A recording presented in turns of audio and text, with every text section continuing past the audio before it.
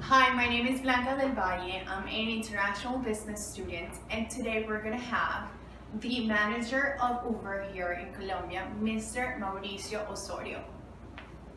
Hi, Blanca. Hi. Nice to meet you. Nice to meet you too. Thank you for coming in today.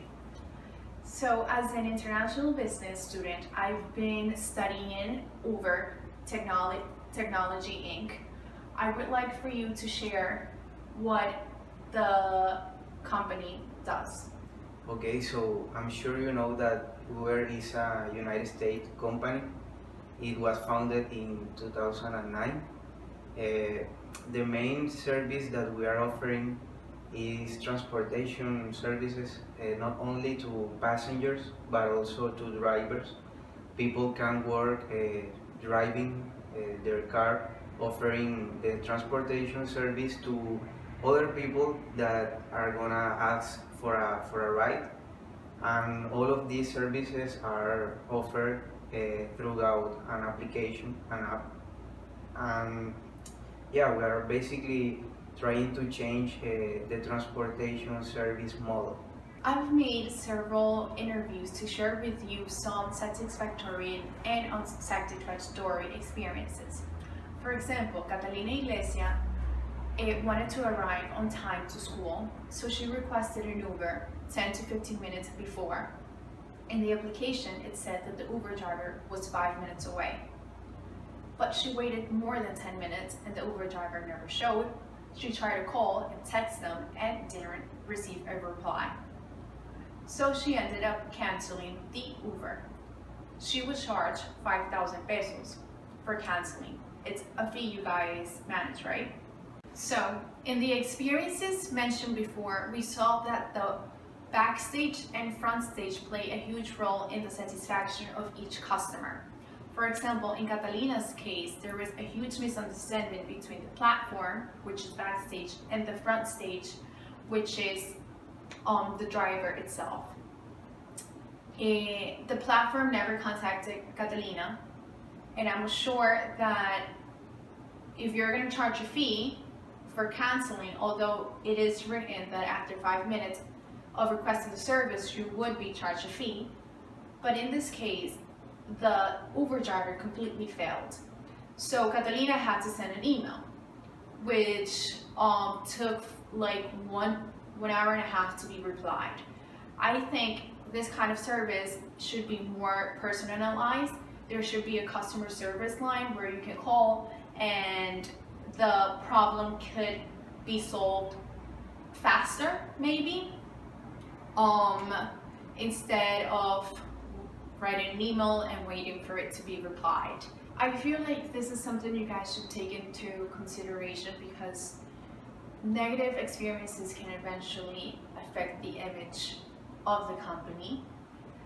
I didn't mention before, but there was many good experiences as well. For example, there's many Uber drivers that go an extra mile and maybe even provide beverages or snacks, candy for their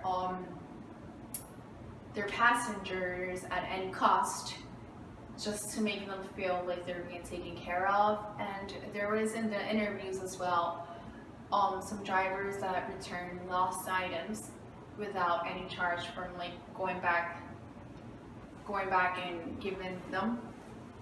And I feel like this is excellent. It gives a trustworthy image. And yeah, so after this, I would like for you to share with us how the company is positioned within the focus strategy. Okay, so we are service focused. This means that we are offering a single service, which is transportation. Yes. We just like make some divisions of the transportation service in terms of offering transportation service to passengers, to drivers. We are trying to invest in technologies of cars that drive by themselves. Also, we are doing some innovations in air transportation. Oh wow. Yeah, but all those services are aimed to the transportation service itself. So we are like basing, or we are giving us a single service. We are also offering those services to huge market segments. I mean, we are not only giving a service to one just market segment. As you know, we are in 65 countries. This means that we have to serve to different tastes, different age ranges, different quality from people. So we are aiming to different market segments. All those characteristics are characteristics from a service-focused company. We have to follow some position strategies in order to maintain our rank. The first one is that the company must establish a position in the customer mind. I mean, we have to delete all those dissatisfaction issues presented by customers, by passengers especially, and we have to change them into satisfactory ones. This will give the customer a good image of our company, and that's what we have to aim firstly. The second strategy is that the position must be singular. This means that we have to provide a simple message. Okay. This is already done. I mean, if you ask someone in the street what is Uber, he will associate Uber with the transportation service we are giving. It's difficult that someone tells you, no, Uber is a restaurant. Okay. So the message is like very clear and very consistent that we are offering transportation service. That's all. The third item we have to take into account is that we must set the competitors far apart from us.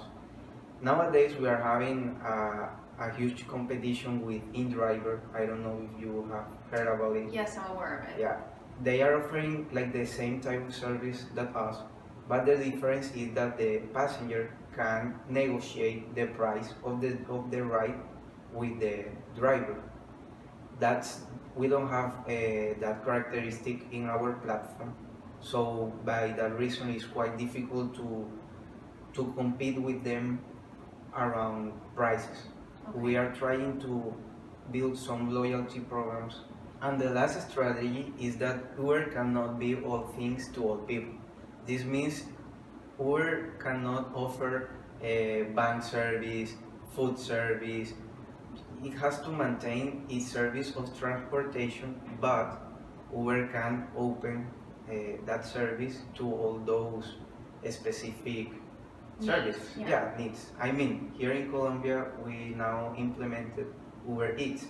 We are not offering a restaurant service, but we are associating the transportation service with the food service, also the restaurant service. You mentioned before the loyalty program. I feel that it was a success here in Colombia when you guys first entered the market. If I'm not wrong, the loyalty program is basically recommending the application to friends. But nowadays, I feel like everyone has downloaded the app. So the loyalty program has been kind of like made customers feel left out. So for this reason, I will provide you an idea, maybe you guys can consider it, and it's that you know how for airlines they use Life Miles. You guys can implement that to the application, for example, using kilometers. For every car ride, the kilometers are taken into account and it would be added up, and I can redeem it as an Uber trip, or maybe you guys can provide certain products or trips. I don't know. Uber does not work only for passengers. We also yes. provide the service for drivers. So we are thinking about giving like one day to the drivers that they can do all the rides they want without giving us the percentage, the tariff. I mean.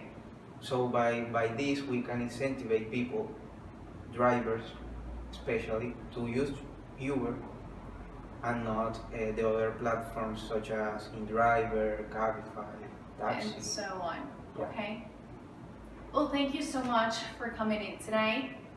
I would share this with all my classmates, and it was a great time to have you here today. Okay, thank you.